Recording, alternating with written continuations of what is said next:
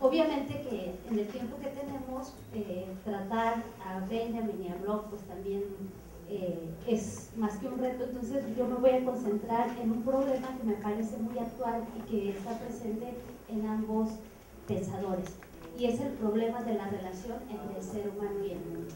Así que yo he titulado a mi intervención Benjamin y Bloch, redención y utopía en la relación ser humano y mundo.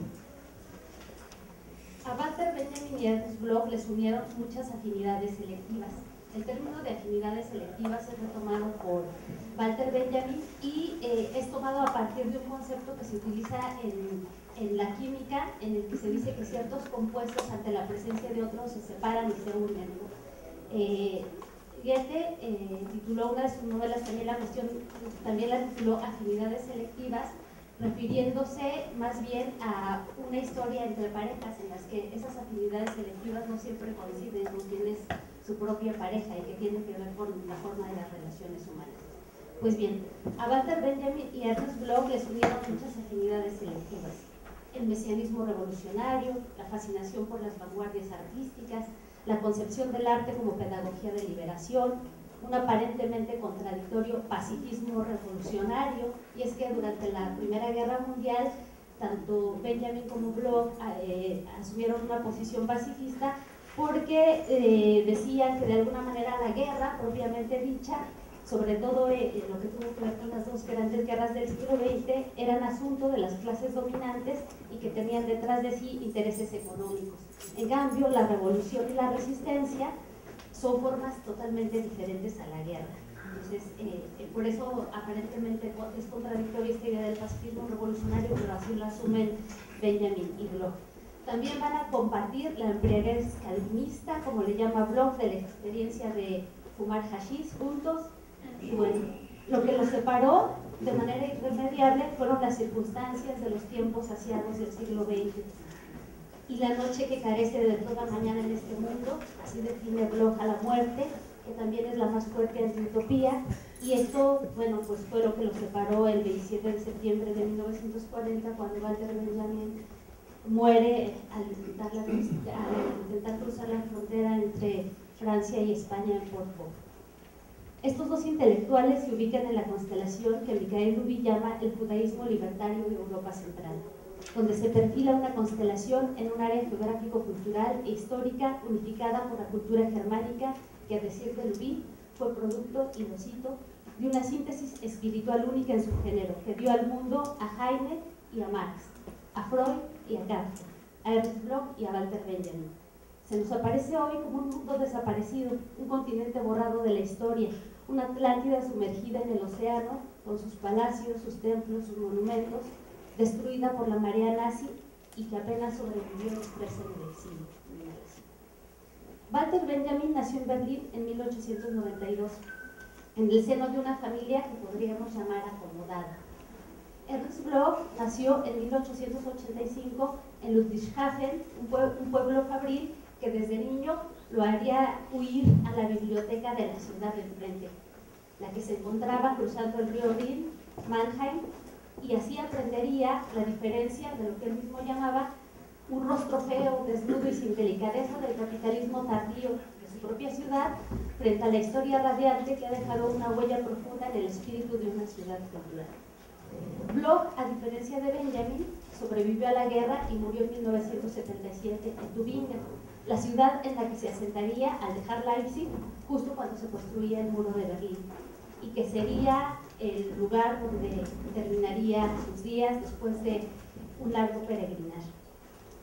A propósito de errancias y de exilios, fue justo durante el primer exilio de ambos, en Berna, en Suiza, en 1918, donde se encontraron por primera vez, unidos por el espíritu juvenil de un anticapitalismo romántico que motivó sus primeras obras y por la convicción antibelicista que les había hecho salir de Alemania e incluso romper vínculos intelectuales y afectivos fundamentales. Benjamin y Bloch no podían aceptar los argumentos nacionalistas en favor de la guerra de personajes como Max Weber, Georg Simmel, Troeltsch, Scheler y Thomas Mann. Fue en este momento en el que Bloch rompió definitivamente con las dos grandes figuras intelectuales de su juventud, Max Weber y Georg Simmel. Este último se había convertido además en un amigo personal. A diferencia de los primeros, que veían la guerra como producto de intereses capitalistas y de acomodos geopolíticos, los últimos apoyarían la postura oficial y los argumentos de que la guerra era librada en defensa del honor, de la cultura y de la moral del pueblo alemán. La ruptura con los círculos de estudio en los que habían estado, Bloch y su entrañable amigo Lukács habían pertenecido al círculo de Max Weber en Heidelberg y al seminario de Simmel en Berlín. Las circunstancias en Europa y con los intelectuales con los que habían compartido la nostalgia de la Gemeinschaft, de la comunidad, tal como lo definía Tonis, llevan a Benjamin y a Bloch a buscar el salto que los proyectaría desde el paraíso perdido y la comunidad mítica hacia el futuro. Esta necesidad, tanto teórica como existencial, los acerca a la idea de la revolución y a la propuesta de Marx. Así, aunque la crítica cultural al capitalismo y sus técnicas ya estaban perfilados en el ambiente de la época, en los conceptos de jaula de hierro de Max Weber, en la cultura de las cosas y la filosofía del dinero de Georg Simmel, e incluso en la crítica a la técnica capitalista de Heidegger, tanto para Benjamin como para Bloch, va a precisar del verdadero impulso revolucionario hacia adelante, dado por el horizonte utópico mesiánico que les abrirían sus originales lecturas e interpretaciones del marxismo. Como sabemos, a Benjamin se le considera cercano, aunque no dentro del núcleo de la Escuela de Frankfurt, y a Bloch se le ubica en la corriente cálida del marxismo. Esta corriente cálida del marxismo también fue compartida por Forge y por George Lukács, del que hablaron ayer, y buscaba la renovación a partir de la vuelta al método o a los cimientos, a partir de la vuelta a Hegel. Y efectivamente ellos volvieron sobre el método de Hegel, decían, para renovar el marxismo hay que ir a los fundamentos, y vuelven sobre la lectura de Hegel, ¿no? Ahora, hay que decir que en esta lectura de Hegel, y a partir de lo que ayer se comentaba, digamos, en esta disputa entre Marx y Hegel, los tres representantes del marxismo cálido, en el marcador final, quedan igual que en el partido de hoy en la mañana 13, labor Marx. Pero bueno, bueno, eso es un poco chiste, ¿no? Pero sí, lástima que ya no puedo pegar. Pero bueno, en esta relectura de Hegel realmente empiezan a estructurar un marxismo muy original y muy lejano a lo que era el marxismo mecanicista de la época. Entonces no es tanto que pues, me quedo con Marx y abandono a Hegel, al contrario, yo creo que una de las lecturas más interesantes de Hegel es la lectura de Bloch, porque aparte es de los autores marxistas que no tuvo como primera lectura a Marx y que después fue a Hegel, sino que él en esa huida de su ciudad fea que no le gustaba y en esas idas a la biblioteca de Mannheim, había leído a los 17 años ya a Hegel, y después, a lo largo de distintas épocas de su vida, va a volver sobre esa lectura de Hegel, y le maravilla, le maravilla tanto Hegel a Bloch, que incluso llega a defender cuando la gente decía que Hegel escribía feo y que era oscuro y no sé qué, decía, no es cierto, o sea, la escritura de Hegel es una escritura bella. ¿Por qué? Porque está creando un lenguaje nuevo. Cuando se está hablando de realidades nuevas, se está pensando de una manera diferente el mundo, hay incluso que inventar el lenguaje. Y hace una semejanza del lenguaje filosófico de Hegel con el lenguaje literario de Chesterton, en el que de repente utilizan metáforas, junta al mismo tiempo contradicciones, y que es una belleza, y bueno, pues lo defiende de esa manera. Lo único que sí no lo va a convencer es eso que decía ayer Gerardo, de que la lechuza de Minerva siempre emprende el vuelo al anochecer, ¿no? Dice, va a pensar Bloch, retomando el método de Hegel, si el mundo efectivamente es un proceso en el que, como ayer decía, no está separada la teoría de la práctica, sino que todo es devenir, y de alguna manera el mundo se está desplegando a sí mismo en la historia, pues entonces va a decir Bloch, no podemos pensar un sistema cerrado y acabado, sino que la filosofía, la temporalidad, el pensamiento de los seres humanos sobre sí mismos tienen que plantear un sistema abierto, no un sistema cerrado. Y por lo tanto la temporalidad no se puede agotar en el pasado, y en el presente, porque somos seres siendo y somos seres en devenir, ¿no? Ya en esa misma época lo había dicho también un poco Heidegger, ¿no? En el ser y el tiempo, incluso cuando dice, para poder pensar al ser humano acabado tenemos que recurrir a la anticipación de la muerte, porque es cuando hay la completud. Bloch va a retomar también esto, pero lo va a retomar de una manera distinta, ¿no? Él va a pensar, a diferencia de Heidegger, no el tiempo a partir de la muerte, sino la muerte a partir del tiempo, como dándole esta dimensión comunitaria, esta dimensión de posibilidad de salvación o de redención del mundo, en lo que va a coincidir con Benjamin y que vamos a seguir tratando de aquí en adelante, ¿no? Entonces, Bloch entonces va a hablar de la utopía como una de las dimensiones fundamentales del ser humano, porque esa utopía, ese principio de esperanza, es lo que nos va a permitir abrirnos hacia el futuro, abrir nuestra temporalidad al futuro y no quedarnos únicamente en el pasado y en el presente.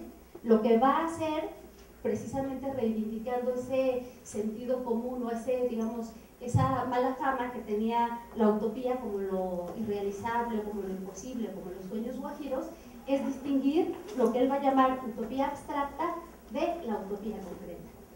La utopía abstracta es justamente quedarse en ser quisiera esto, sin tomar en cuenta qué condiciones, qué circunstancias hay alrededor mío para realizar efectivamente ese anhelo o ese impulso utópico.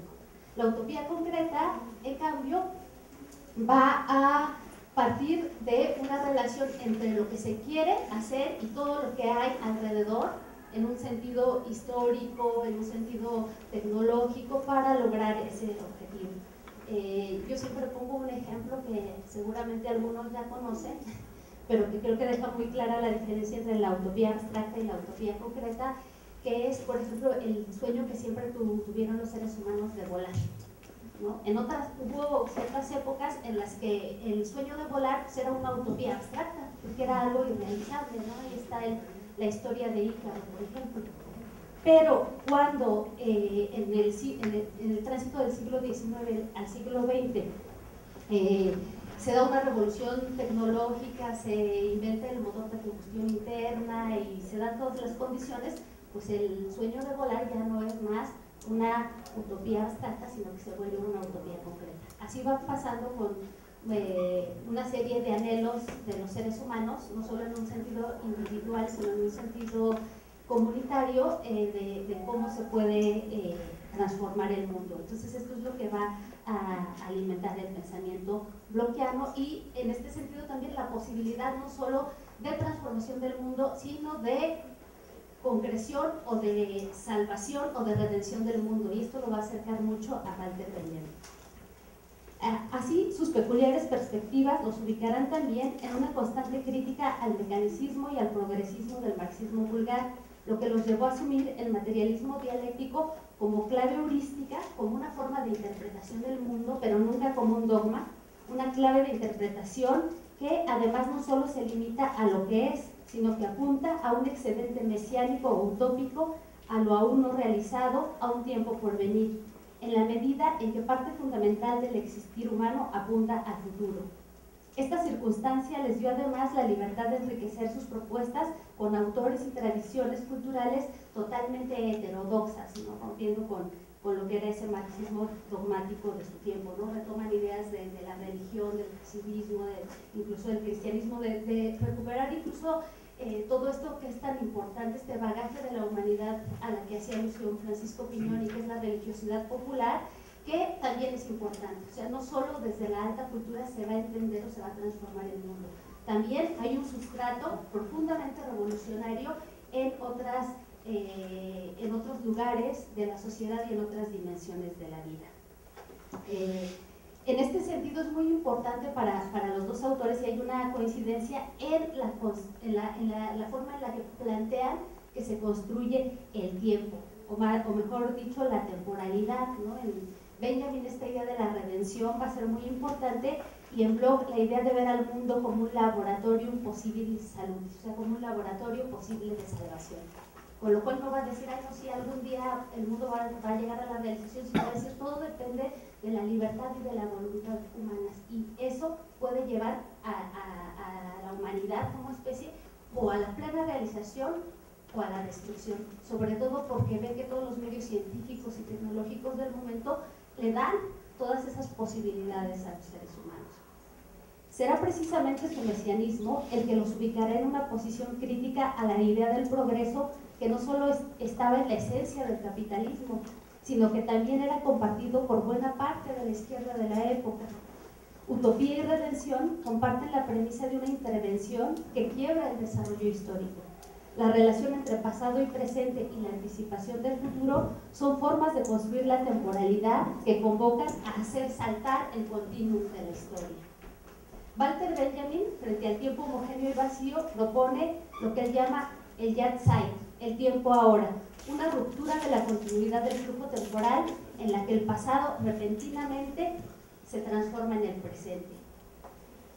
A partir de esto, Benjamin plantea una idea de que hay una responsabilidad histórica. O sea, en el momento en el que yo estoy actuando en el presente, tengo el peso de una responsabilidad histórica que me pone en ese momento presente como si incluso fuera el juicio final, en este sentido de recuperar esta eticidad de la que nos hablaba Francisco. O sea, soy responsable incluso por las generaciones pasadas, ¿no?, cuyas revoluciones o intentos de liberación han sido traicionados. Entonces hay de alguna manera una relación ya no solamente intersubjetiva en el presente, sino intergeneracional, según el planteamiento de Walter Benjamin.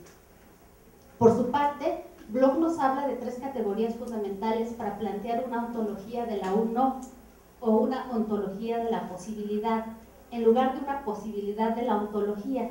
Estas categorías son frente, novum y materia. O sea, aquí lo que nos está planteando Ernst Bloch es que en lugar de hablar de una posibilidad de la ontología, o sea, lo posible dentro de lo que ya está dado y lo que ya existe, él plantea una idea e interpretación del mundo a partir de una ontología de la posibilidad. Voy a poner una esquemita para que se entienda un poco más esto. Lo que va a plantear Bloch, entonces, es que en lugar de pensar una identidad entre ser y realidad inmediata, o sea, lo que es lo que existe y nada más, nos habla de la posibilidad de que mediante una crítica ética y una visión crítica del mundo a la realidad inmediata, ya no solamente vamos a pensar que el mundo es lo que es, sino es lo que puede ser. Que hay de alguna manera la semilla de la posibilidad sembrada no solamente en el presente, sino en el pasado y en cada tiempo, y ahí hay una serie de tendencias y de latencias que se puede llegar a desarrollar. Entonces nos plantea una idea de la realidad más amplia. Es aquí, ¿no?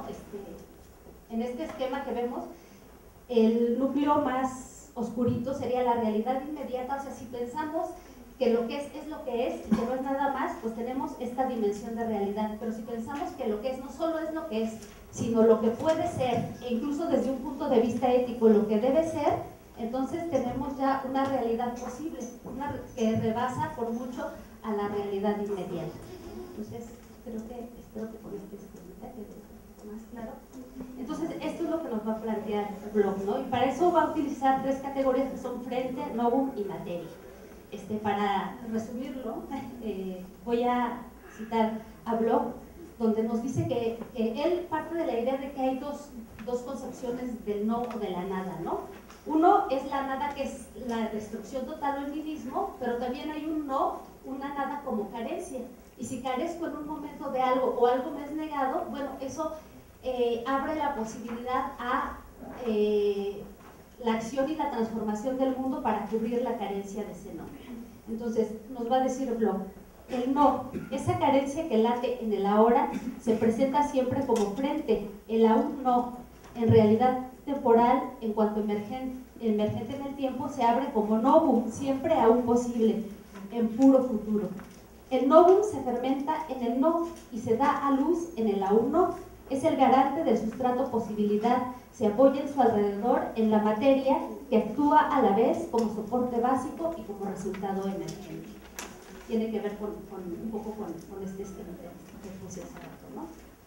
Por otra parte, Bloch considera que el tiempo es discontinuo y propone el concepto de Gleichzeitigkeit, de no contemporaneidad o asincronía, y señala que hay una herencia cultural dialécticamente utilizable y que es necesario recuperarla de manos de la reacción.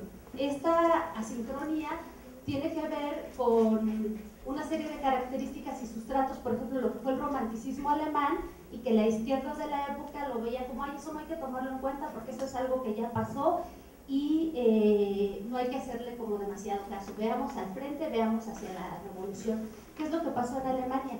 Que todas estas ideas de nación, de tierra, de crítica a la técnica, fueron tomadas y utilizadas por el nazismo.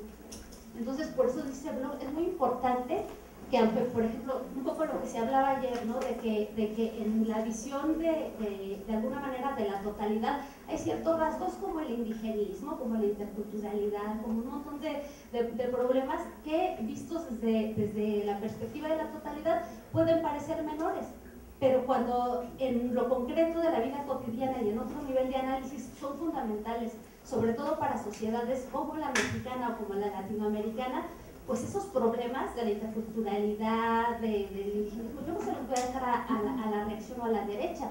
Son cuestiones que están ahí y que, aunque en un proyecto de más largo plazo, de más largo alcance, no tengan demasiado peso, pues son importantes y son fundamentales, ¿no? Entonces, esto, con esta categoría de asincronía, pues Bloch nos da una pista interesante, ¿no? Sobre todo para nuestros contextos.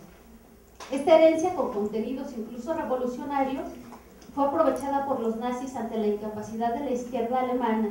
Bloch considera que entre los elementos del desarrollo desigual, en buena parte inauténticos, siempre existen también elementos reales, auténticos, que constituyen una verdadera protesta contra la miseria real y que deben ser asumidos.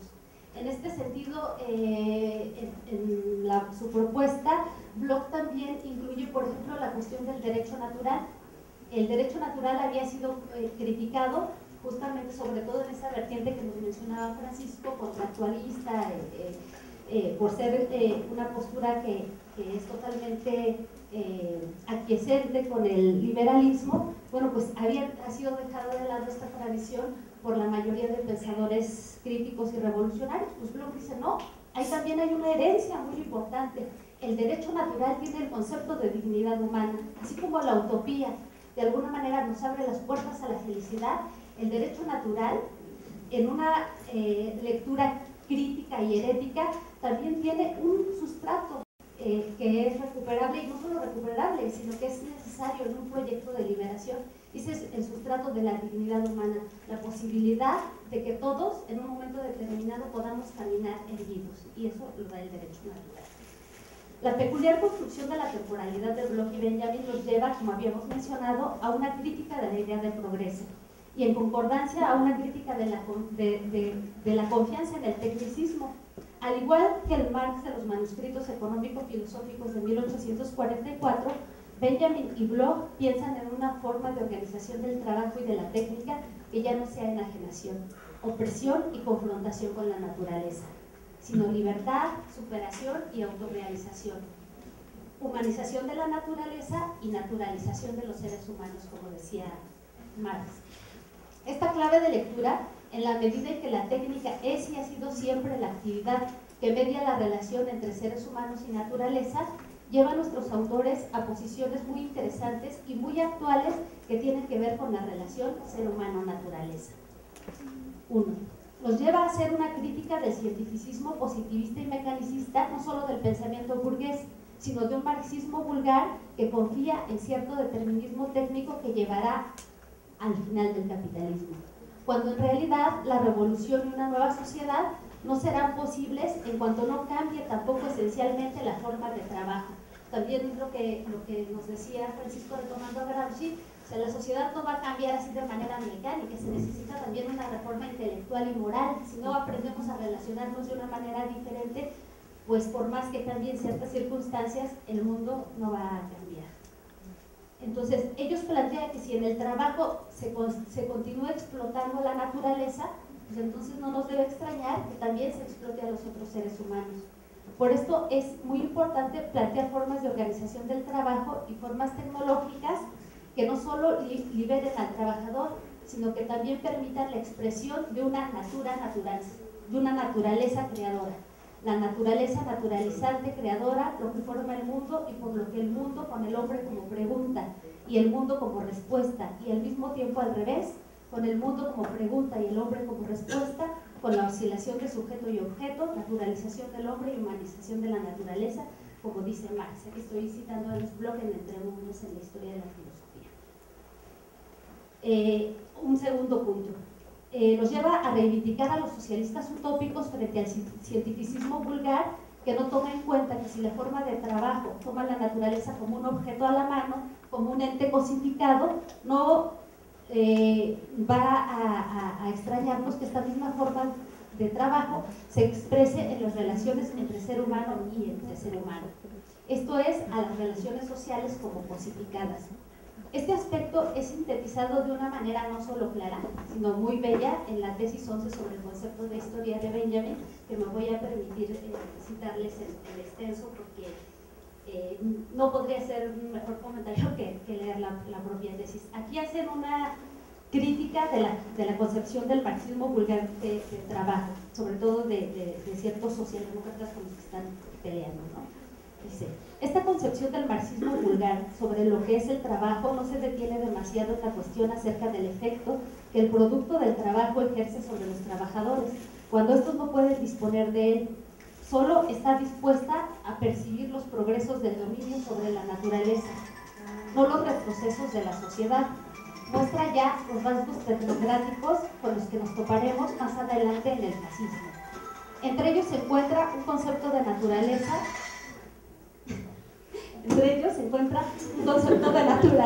que se aleja con asiagos presagios del que tenían las utopías socialistas anteriores a la revolución de 1848. Estas modernidades tecnológicas. El trabajo,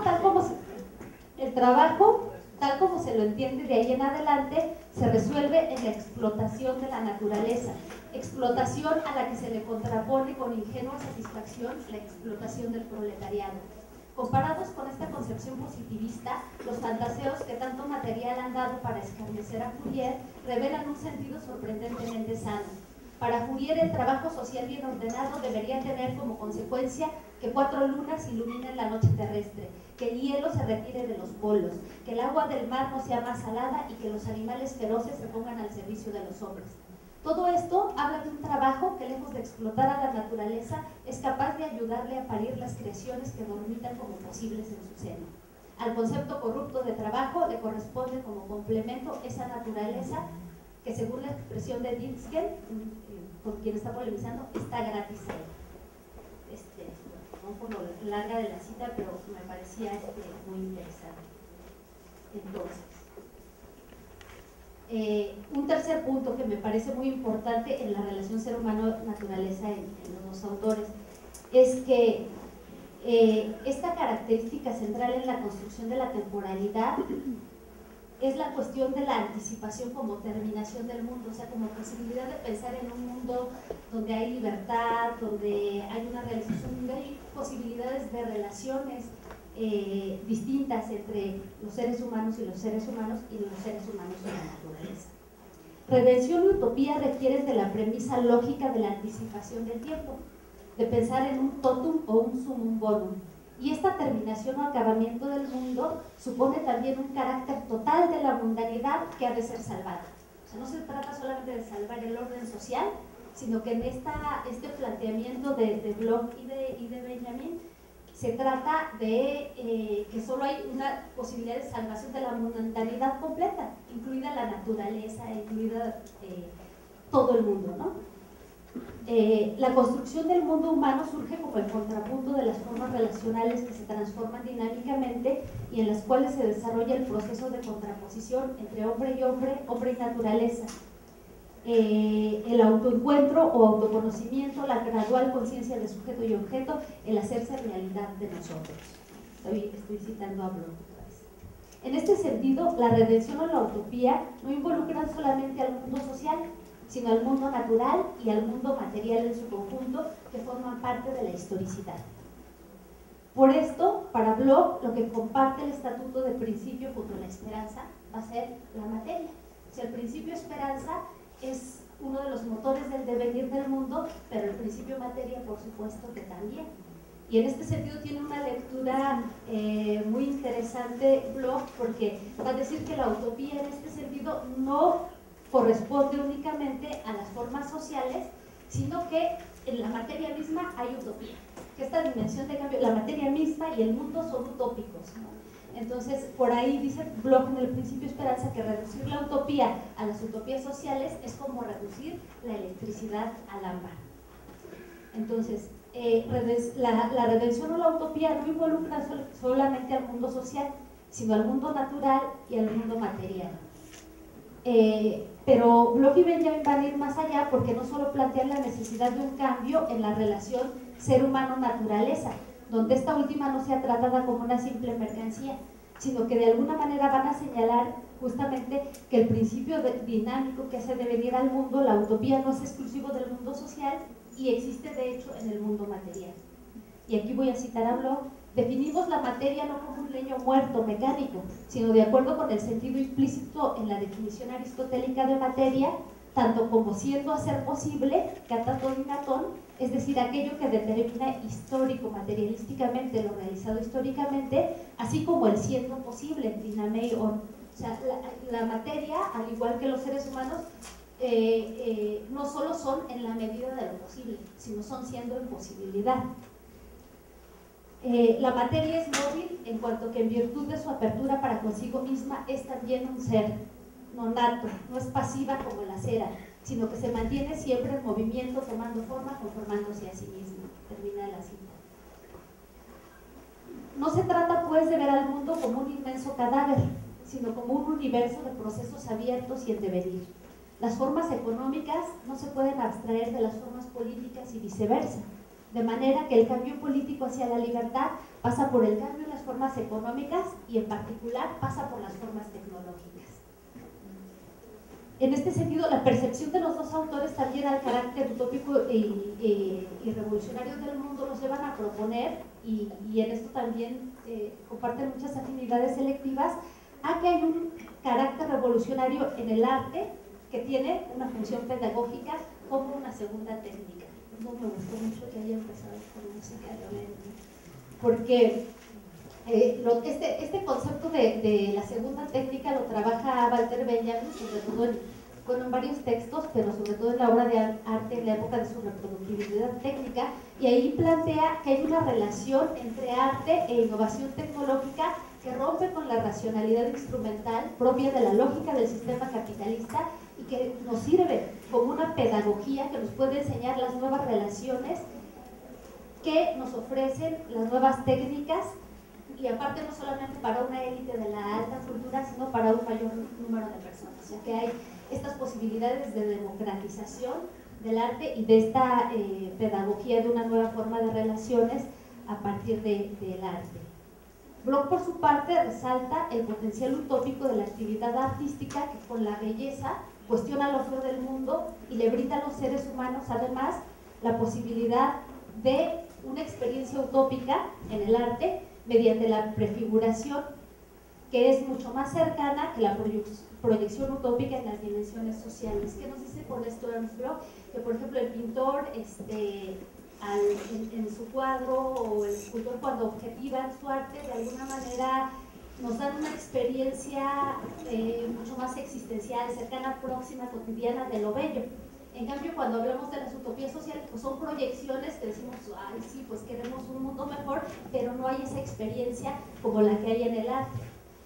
Por cierto que dentro de todo el arte, decía Bloch, el arte más especial va a ser la música. ¿Por qué? Porque en el momento mismo en el que el músico y el ejecutante objetiva su creación artística, inmediatamente en el escucha se subjetiva y se logra como esa especie de comunión, ¿no? Y de experiencia de relación ser humano de una manera completamente distinta, ¿no? Bueno, para terminar, ya se me acabó el tiempo, aparte ya todos estamos cansados, quiero retomar una cita de Marx, que es muy importante para estos dos autores en esto que tiene que ver con la relación entre ser humano y mundo.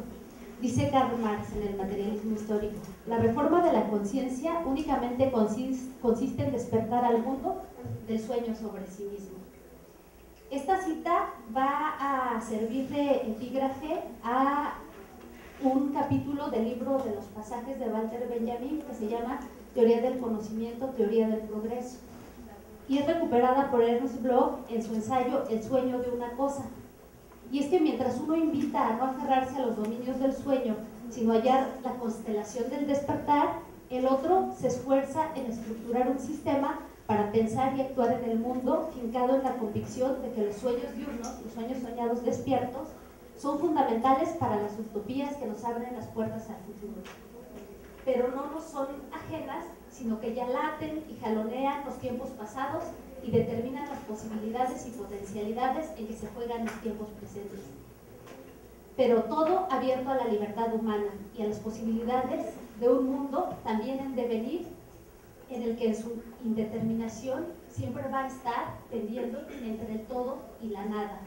En palabras de Bloch, esta mundanidad, esta experiencia humana en relación con la naturaleza puede ser toto cielo o toto inferno, o el cielo o el infierno. Cualquier semejanza de repente con ciertas cuestiones que están viviendo en la realidad mexicana nos conoce.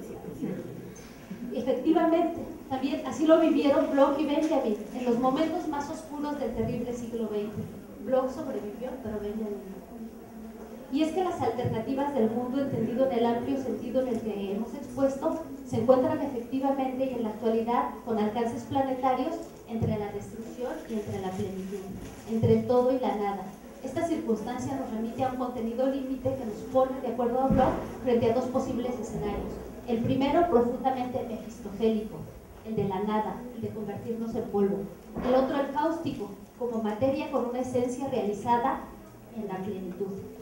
Y solo si perseveramos en la redención y la utopía, en el empeño por hacer del mundo un laboratorio imposibilis salutis, un laboratorio de salvación frente a un realismo conformista y desencantado, que es capaz de aceptar el mundo como un laboratorio posible de muerte, solo así podremos aún pronunciar las palabras cáusticas, esas palabras mágicas: eres tan hermoso, perdona así.